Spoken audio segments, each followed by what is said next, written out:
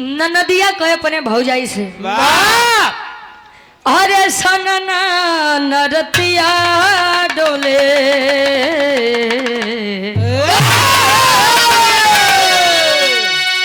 सनना नरतिया डोले वहे जब पवन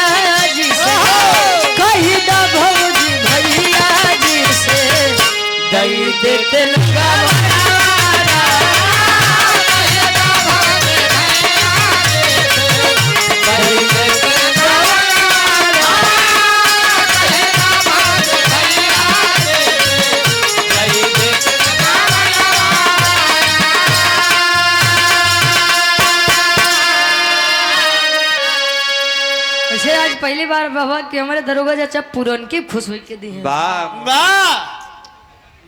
सबने नहीं की तर से बढ़िया कवि जी फर्ज में लिखत है आजकल लायक लड़का बड़ा कम में मिलते हैं गुरुजी। आज के समय में जवन लड़का माई बाबू के सेवा कर दे उसी बढ़िया लड़का क्यों है न बा। कवि जी लिखत है कैसे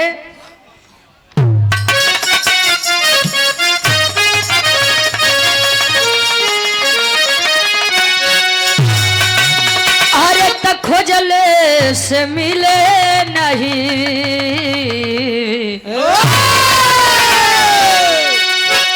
अरे खोजले से मिले नहीं जन्नत जहानवारा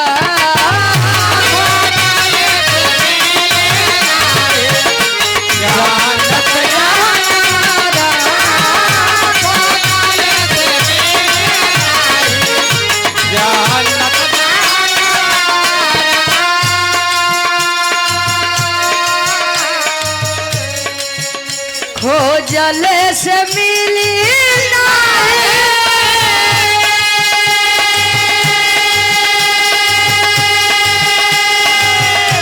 जन्नत जहानवारा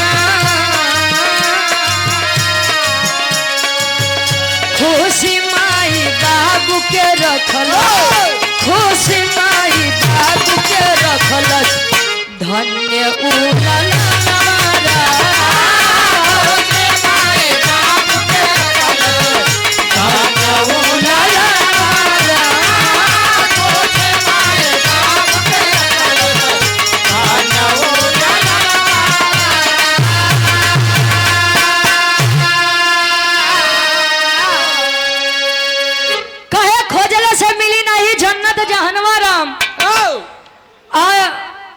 खुशी माई बाबू के रखल से धन्य उल्लनवारा। आज के जमाना के सच्चाई तई बा कि जले जिए तक के तक कदरे नहीं बा मरे के बाद आदमी लोग हैं आंसू बहावे। अरे कदर करना है तो जीवित इंसान का कर लीजिए मरने के बाद तो दुश्मन भी रो देते हैं। कहो जिए तक कदरे नहीं बा मरे के बाद चिल्ला बा हमार बाबू रहे बाबू हमार चली गए पतो नहीं कह पाए कि हमार जमीनिया कहाँ से कहाँ तक रही। आदमी रोतो बात अपन स्वार्थ बरे रोवत बा। अच्छा माई चल जाए यहाँ कहीं कि माई हमार बड़ी निक रहे तले पतो हो कहीं कहीं माई हमार चल गई बोले लइकवा के मीजी तो परेशान खाली मिजवा है। आदमी रोते भी हैं तो अपने स्वार्थ के लिए रोते हैं। और एक बात जान लीजिए संसार में जो इंसान कहते हैं कि हे स्वामी मरे के बाद हमका स्वर्ग दी है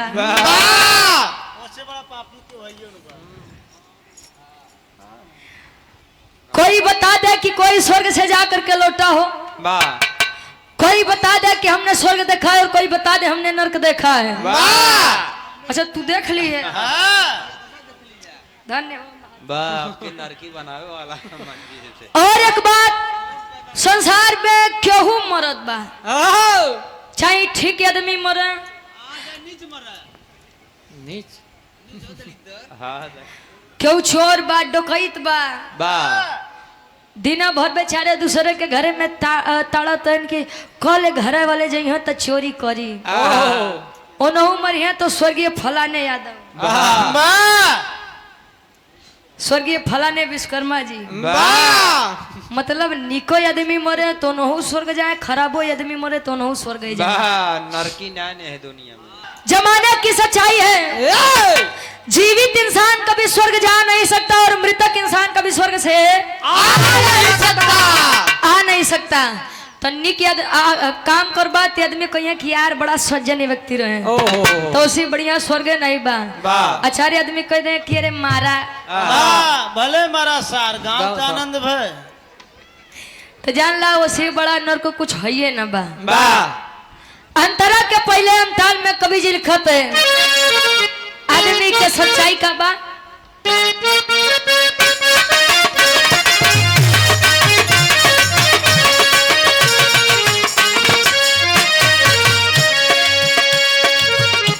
जियते नदी हले कबहू एक लोटा पानी,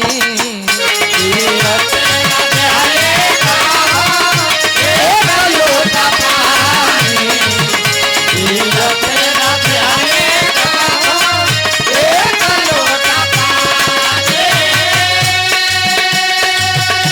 लाल के खातिर सब मवे जिंदगानी, लाल के खातिर सब मवे जिंदगानी, लाल के खातिर सब मवे जिंदगानी।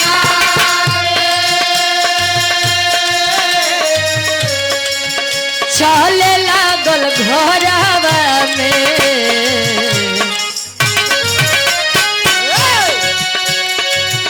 चले लागल घरवा में, चले लागल घरवा में, मेहरी के ससुरवा, चले लागल घरवा में, मेहरी के ससुरवा, चले लागल घरवा में, मेहरी के ससुरवा।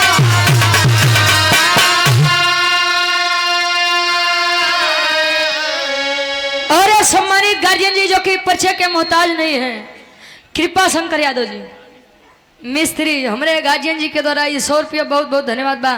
आशीर्वाद के चारे कि हम बच्चे अपनी कला में कामयाब रहे। कहे जियते न देले कबहू एक लोटा पानी, लाल के खातिर सब गवावे जिंदगानी।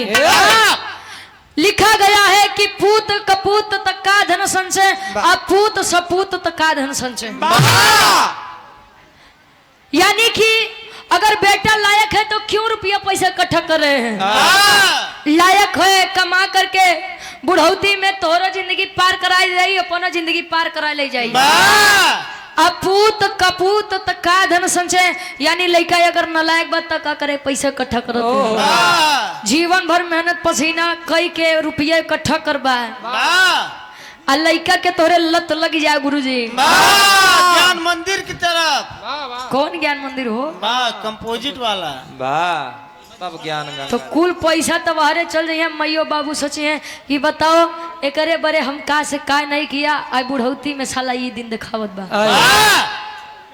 जिंदगी में अगर माँ बाप को कुछ देना है तो ऐसा काम करिए कि लोग कहें कि यार देखा फलाने के माई बाबू जाते हैं, लइकावा बड़ा ठीक बा। तब माई बाबू के गर्भ से सीना वही दिन चौड़ा हो जाता। कब गुरु जी अंतरा के दूसरे अंताल में कवि जी लिखत है,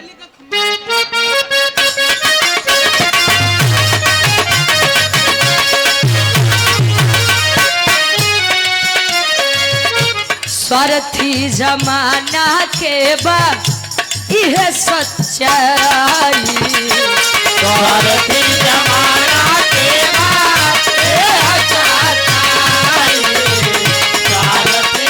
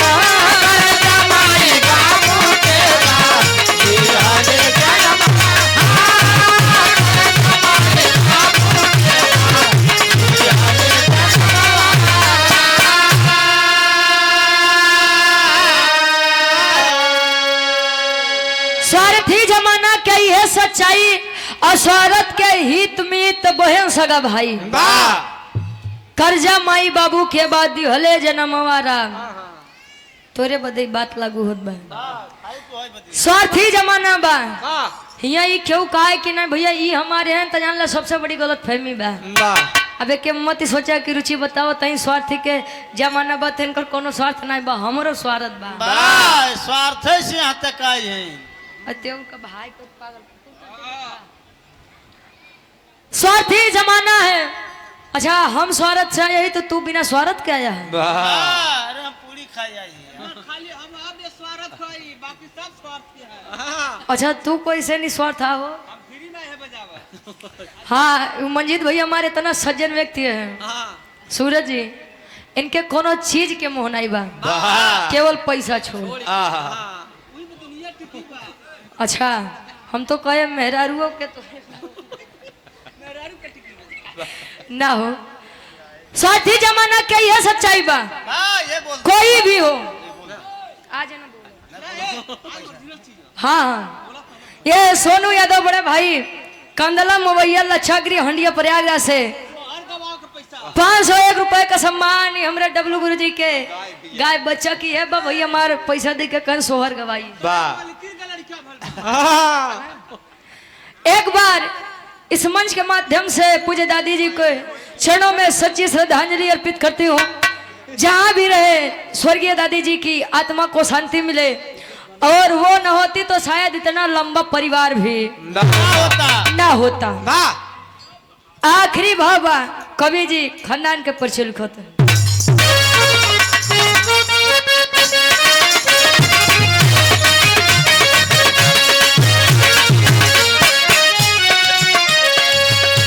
गुरुवर बिहारी गुरु रे सराम लाल हो गुरुवर बिहारी रे सराम लाल हो गुरुवर बिहारी रे सराम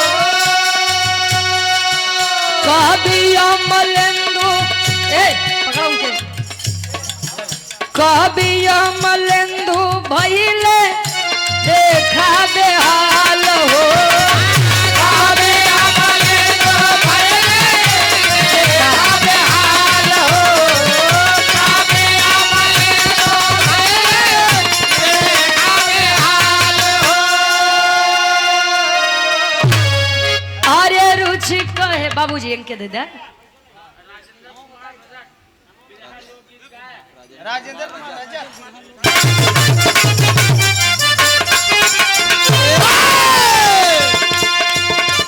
दुल्ही कहे बात है बड़े भाई प्रवेश लाल यादव जी की गाई हुई गीत है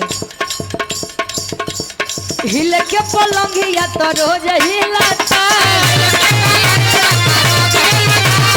हिल के पलंगिया तो रोज हिलाता बाकी वो भतार में न मजा मिलता बाकी वो भतार में न मजा मिलता बाकी वो भतार में न मजा मिलता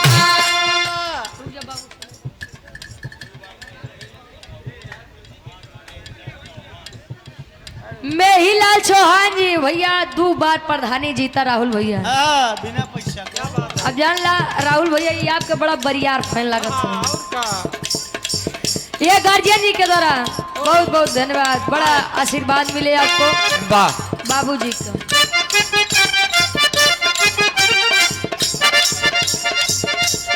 हिले के पलंगिया त रोज हिलता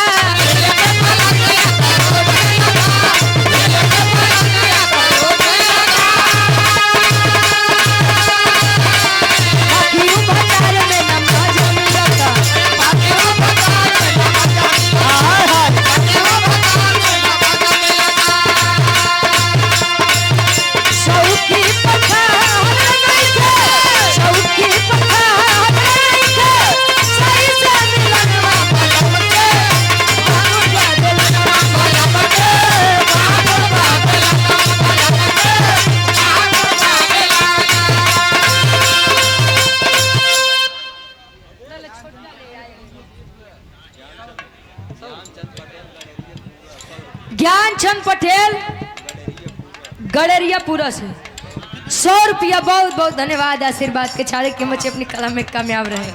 कहे